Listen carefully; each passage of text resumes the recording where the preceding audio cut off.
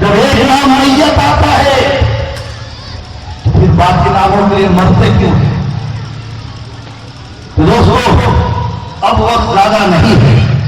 مجھے بڑا دل تھا اور جو سنجیدہ ماحول آپ لوگوں کا دیکھ رہے ہیں واقعی میں ایسا لگ رہا ہے کہ پورے بہار کی اردو یہاں سپٹ گئی، پورے بہار کی اردو یہاں موجود ہو اور پورے بہار کے اردو والوں کے سامنے میں اپنی باتیں کہہ رہا ہوں.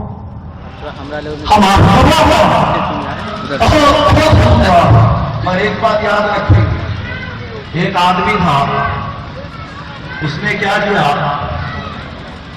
ایک کرانے کا دکان تھا، اس کرانے کی دکان پہ بیٹھا کرتا تھا تو گائے آیا وہ لگا دیا تال. تو لوگوں نے کہا، اس نے کہا بیٹا جب ڈنڈا سے کام نہیں اٹھا تال کھاتا ہے اس کی عزت کرو، اس کو مارو مت. تو اسے چھوڑ دیا. اتفاق ایسا ہوا کہ بڑے میاں بیمار ہو اور بچہ کتی میں بیٹھا تھا. تو ایسا ہوا کہ ایک دن پھر گائے آ گئے اور منہ لگا دیا تھا. بچہ چپ سے حساب کر گیا، اس کو پرواہ نہیں. باپ کو معلوم ہوا کہ پورا دال گائے کھا رہا ہوں. تو باپ پھر کے آئے اور گائے کو دوسرا گھنٹہ لگا دیا. بیٹا ہاتھ پکڑ لیا، آگے باؤ جی جو پاپ آپ کر رہے آپ نے کیوں سے ڈنڈا مارا، آپ نے مجھے منع کیا تھا. تو کہتا ہے ملک میں جب پنڈت کے یہاں جاتا ہوں جہاں وہ جو نصیحت بتائی جاتی ہے وہاں میں اپنے کرتے کو اس طرح سے رکھتا ہوں، جب سن کے نکلتا ہوں تو وہی چھال کے اٹھ جاتا ہوں. اب تم دیکھو گا اسے گھر میں لے کر آ گیا. تو دوستوں میں کہنا یہ چاہتا ہوں کہ جو میں بتایا ہوں اسے یہاں چھاڑ کر مت جائیے گا، اپنے گھروں میں لے کر جائیے گا اور پیدا کیجیے ایسا ایک نوجوان. اور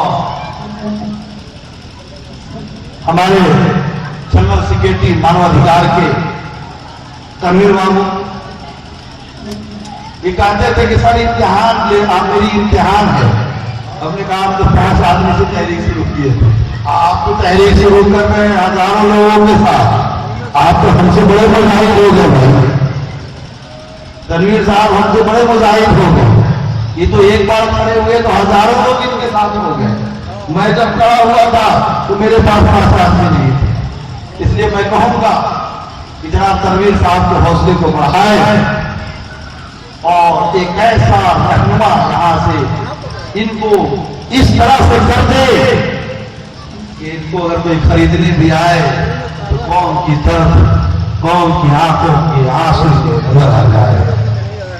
ایسا نہیں ہے. خرید اور فروخت کا دور ہمیشہ چلتا آیا ہے اور چلتا رہے گا.